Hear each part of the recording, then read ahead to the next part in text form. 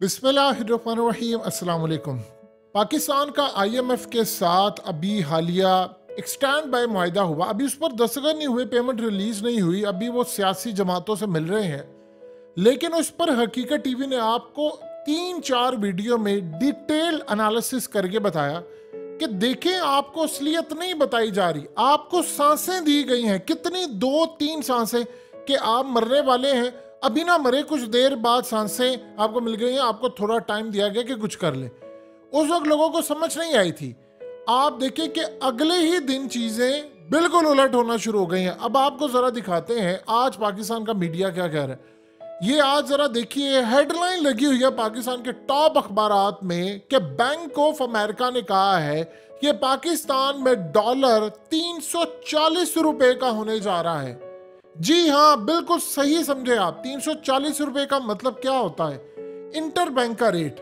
और bank of America security firm, ये लोग कोई सड़क छाप लोग नहीं है, ये एक एक चीज मॉनिटर करते हैं। उन्होंने उसकी वजह क्या पेश की? उन्होंने कहा कि बोरिंग कास्ट, जो आपने पैसा लिया है, अब आपने जो अदा करना है 25 अरब डॉलर्स।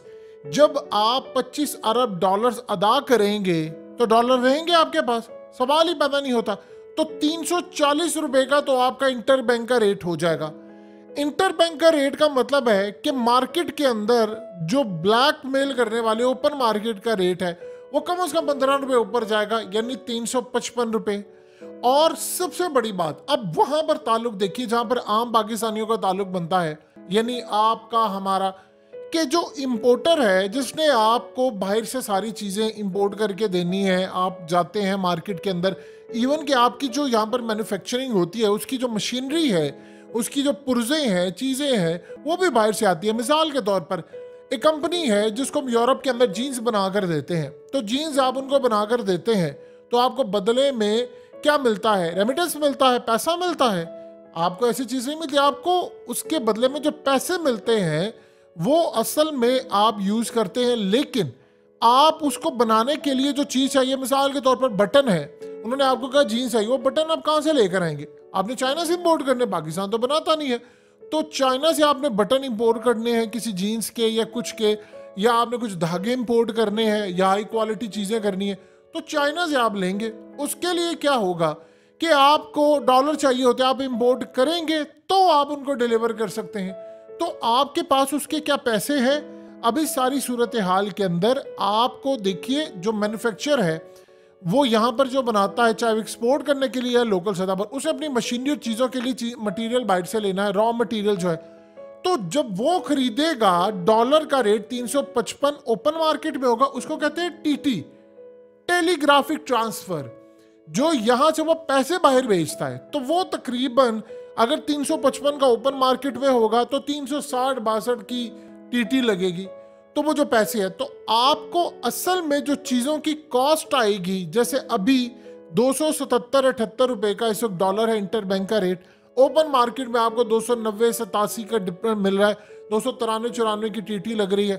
तो आपको तब जाकर टीटी जो लगेगी वो 360-62 की लगेगी, यानी हमें जो आम रूटीन में आम पाकिस्तानियों को मिलेगा वो 362 के हिसाब से। तो आप बताइए, एक चीज अगर इस वक्त मिसाल के तौर पर 100 रुपए की है तो बाद में क्या 140 की नहीं होगी? इवन के 25-30 रुपए तो आपको मामूली इजाफा है, लेकिन असल जो चीज है वो है 25 से 30% आपकी वैल्यू गिरने जा रही है। तो आप मिसाल के तौर पर जो चीज लेते थे 100 रुपए की, वो 140 की हो जाएगी। जो आप 200 रुपए की लेते थे वो बढ़कर आपकी 280 की हो जाएगी। तो महंगाई का जो तूफान आएगा उसमें आपने क्या करना है? फिर आपका तेल महंगा करना पड़ेगा। बात वहीं की वहीं आ गई। हमें ये मीडिया पर बताया जा रहा है जी, तालियां मारे, आपका एग्रीमेंट हो गया, सब कुछ सस्ता हो गया। क्या आपको बिजली सस्ती मिल रही है, तेल सस्ता मिल रहा है, पेट्रोल सस्ता मिल रहा है? देखिए, आम पाकिस्तानी को क्या चाहिए? वो कहता है भाड़ में जाए, मुझे क्या लगे इससे ऊपर कौन बैठा हुआ है, मुझे ये बताओ सस्ता तेल मिल रहा है, मेरे बच्चों की फीस पूरी हो रही है, दूध का डब्बा फ्री मिल रहा है या सस्ता मिल रहा है, या कुछ चीज़ें फैसिलिटीज मुझे मिल रही हैं, बिजली सस्ती है, ट्रांसपोर्ट सस्ती है। मजीद महंगा होगा तो ऊबर वालों का काम चलेगा, करीम वालों का काम चलेगा, इनड्राइव वालों का काम चलेगा। बताइए किन का काम चलेगा? और उसके बाद क्या होगा, मार्केट के अंदर गाह खत्म होना शुरू हो जाएगा। लोग फिर वही बात उधर की उधर खड़ी हो जाती है, बल्कि उससे कई गुना ज्यादा खतरनाक सूरत हाल। आप ये बता दें, आपने 3 साल में 77 अरब डॉलर्स अदा करने, कहां से करेंगे? हमारा इस वक्त 4.4 अरब डॉलर हमारे इस वक्त रिजर्व के अंदर आए हुए हैं, और हमारे नहीं है। हमें भी पता है किसी कभी उस मुल्क के हैं, कोई IMF है, फलाना है। तो आप ये बताएं कि सारी सूरत हाल में बैंक ऑफ अमेरिका आपको कह रहा है कि 340 पर डॉलर जा रहा है, इंटर बैंक का रेट जाएगा। तो आप बताएं, अभी उन्होंने कहा 340 से, हो सकता है 350 तक चला जाए, हो सकता है 325 तक चला जाए, हो सकता है 330 तक चला जाए। आप बताएं, पाकिस्तान के अंदर क्या पहली दफा हुआ है जब डॉलर 140 पर था, तो क्या डॉलर उसके बाद अचानक से 132 पर नहीं आया, 130 पर नहीं आया? फिर उसके बाद जब 170 पर था तो क्या 152 पर नहीं आया? फिर उसके बाद जब 190 पर था, फिर उसके बाद क्या 170 पर नहीं आया? फिर उसके बाद आप ये देखिए 200 पर था तो 181 पर आ गया, फिर 240 पर था तो 210 पर आ गया था, फिर इसी तरह 270 पर था, फिर कम आए। अब आप बताइए, ओपन मार्केट के अंदर 315 का था, अब ओपन मार्केट में 290 का हुआ है, तो क्या गारंटी है कि पहले की तरह ये ऊपर नहीं जाएगा? इससे जाना है आपकी। देखिए, जब बैंक ऑफ अमेरिका आपको कह रहा है कि ये जाना ही जाना है, तो बताइए सारी सूरत हाल के अंदर फिर मामला क्या होगा? जॉब्स क्रिएट हो रही हैं, हम बता ही नहीं रहे लोगों को। वो जो बैठा हुआ मलिक बुस्तान, वो देखिएगा आप 250 में डॉलर लोग लेते फिरेंगे, लेकर जाएंगे, कोई लेने वाला नहीं होगा। ये भुंगियां किसको मारते हैं आप जाकर? बताएं तो सही ना। आप बैंक ऑफ अमेरिका, उनके वहां पर सारे एक्सपर्ट्स बैठे हैं, इकोनॉमिस्ट बैठे हुए हैं, थिंक टैंक्स के साथ उनके राब्ते में, पाकिस्तान की सिचुएशन को, एक एक चीज को वो मॉनिटर कर रहे हैं। तो फिर बताएं कौन जिम्मेदारी लेगा कि भाई ये क्या किया है? आपकी महंगाई आसमान, अच्छे दिन आ गए। वो मोदी ने जिस तरह लारा लगाया हुआ था, अच्छे दिन आ गए, हम लोगों को कह रहे हैं कि जी आप देखिएगा वो पाकिस्तान तरक्की करेगा। कैसे तरक्की करेगा? दुनिया के अंदर कोई एक मुल्क बता दें जो कर्ज ले लेकर तरक्की कर रहा है। बताएं दुनिया के अंदर कौन सा ऐसा मुल्क है? श्रीलंका से बुरी हालत हो गई हमारी। हमने कहा था इस दफा श्रीलंका ने हमारी मदद किया IMF का ये पैकेज डील करवाने के लिए। खुदा का वास्ता है, इस मामले को जरा समझे। अब उसके बाद क्या होगा? देखिए, सबसे ज्यादा जो असर पड़ता है माँ बाप का, वो पड़ता है उनके जो बच्चे बाहर हैं। अब आप देखिए यहाँ पर क्या होता है कि जब रेट इस तरह बढ़ना शुरू होता है तो आपके रेमिटेंस कम होते हैं। होना तो ये चाहिए कि रेमिटेंस ज्यादा होती, क्योंकि यहाँ पर महंगाई जो है वो आसमान पर पहुंचती है, और जो बाहर पाकिस्तानी बैठा होता है वो पैसा भेजना कम कर देता है। वो कहता है कि नहीं यार, पाकिस्तान के हालात अभी ठीक नहीं है, मुझे अच्छा रेट मिलेगा तो मैं जाऊंगा। आपने कभी गौर से देखिएगा, UAE में पाकिस्तानी रहते हैं, और इसी तरह सऊदी अरब में रहते हैं, इसी तरह दुनिया भर में। लेकिन हम सिर्फ अगर UAE की मिसाल ले लें तो UAE ने अपनी करेंसी को स्टेबल रखा हुआ है। इन्वेस्टर सारा वहां पर भागता है। पाकिस्तान के अंदर इस दफा इन्वेस्टर ने क्यों इन्वेस्ट नहीं किया? वो कहता है कि यार मैं बाहर से पैसा भेजता हूँ। मिसाल के तौर पर एक बंदे ने 5 करोड़ भेजा और उसने 5 करोड़ की ले ली प्रॉपर्टी। आपको ये पता चला कि करेंसी डी वैल्यू होने की वजह से वो 5 करोड़ की जो प्रॉपर्टी है उसका ये होगा कि मैं इसको बेचूं और पैसा यहाँ पर दोबारा लूं।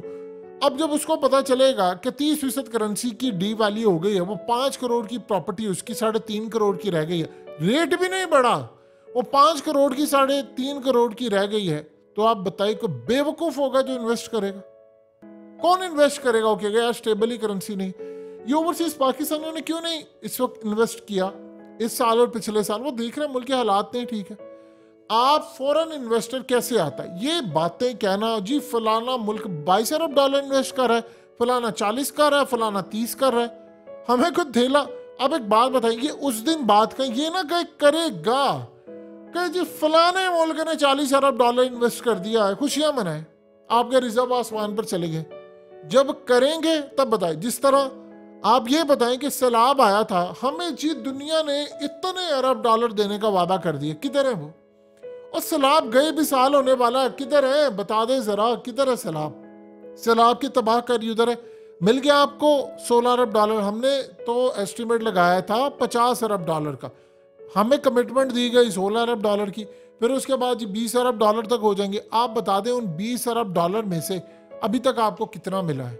कितना मिला है? कंस्ट्रक्शन कब शुरू होनी है? कब? वो जब वो कब्र में पहुंच जाएंगे। तो हालात जो है वो आपको इंटरनेशनल जो बैंक है वो बता रहे हैं आपके मुल्क में क्या होने जा रहा है, आप पागलों की तरह बताते रहे, ओ जी मुल्क के हालात गए, तालियां, हमने ले लिया आईएमएफ से पैसा।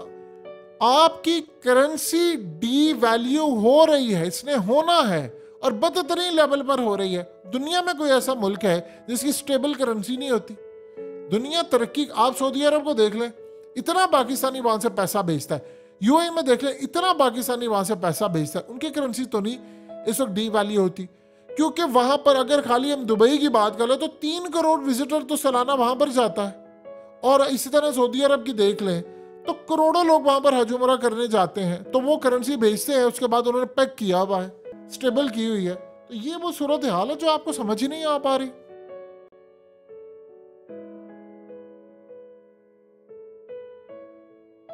हकीकत टीवी को सब्सक्राइब करना मत भूलें, वीडियो को लाइक करें, शेयर करें और कमेंट सेक्शन में अपनी राय का इजहार जरूर करें।